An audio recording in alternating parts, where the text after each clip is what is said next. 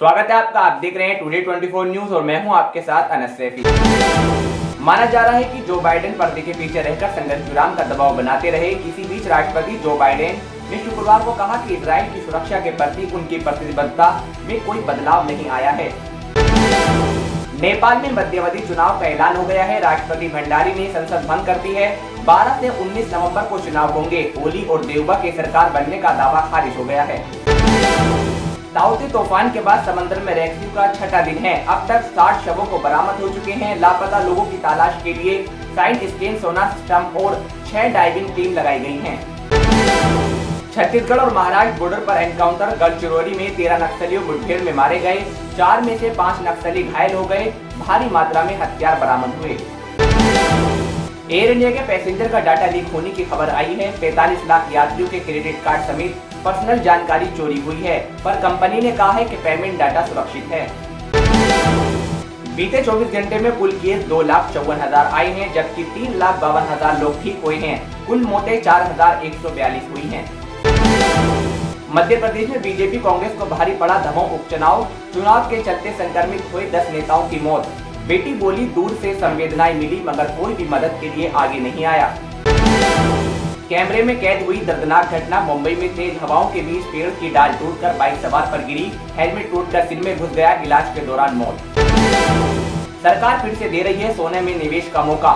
Chevron gold band की दूसरी series 24 मई से होगी शुरू। 4,842 रुपए में मिलेगा 1 ग्राम सोना।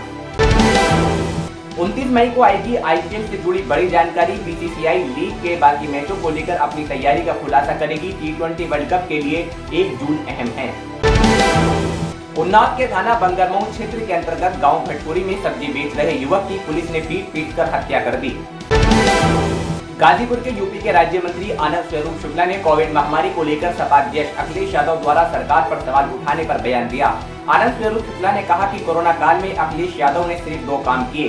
उन्होंने कहा कोविड काल में अखिलेश ने पहला काम किया कि आजम खां के भर्ती अस्पताल में होने में उनका हालचाल जाना। दूसरा, बाराबंकी में अवैध मस्जिद गिराए जाने के मामले पर सवाल उठाया। उन्नाव विकास खंड के सिकंदरापुर सरोसी के ग्राम पंचायत उत्तरी में कोटेदार पर धांधलिक तरीके से राशन वितरण करने का महिलाओं ने लगाया आरोप। ग्रामीणों का कहना है कि कोटेदार फर्जी लिस्ट बनाकर बड़े पैमाने पर जनता का राशन जब्त कर रहा है। एटा में संवाद के माध्यम से जनपद के 91 अधिकारियों ने 273 ग्रामों में जन सामान्य को वैक्सीन लगवाने हेतु किया प्रेरित। डीएम, एसडीएम सहित अन्य अधिकारियों ने ग्रामीण क्षेत्र में जन संवाद कर वैक्सीन के प्रति लोगों से की अपील। गाजियाबाद में ब्लैक फंगस इन्फेक्शन के मामले लगातार बढ़ रहे हैं, जिसके चलते अब गाजियाबाद में ऐसे मरीजों की संख्या 26 हो गई है। इनमें से 1 मरीज की मौत भी हो गई है।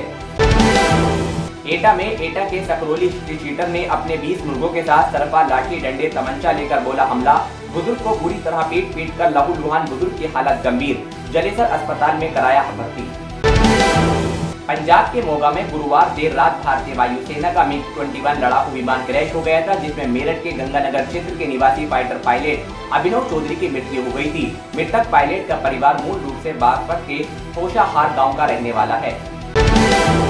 सतना में स्मृत मेहर में मानवता की एक और मिसाल पेश करते हुए स्ट्रेंथ इन यूनिटी द्वारा कोरोना महामारी से बचने के लिए जागरूकता संदेश देने के साथ ही जरूरतमंदों को भोजन वितरण किया गया।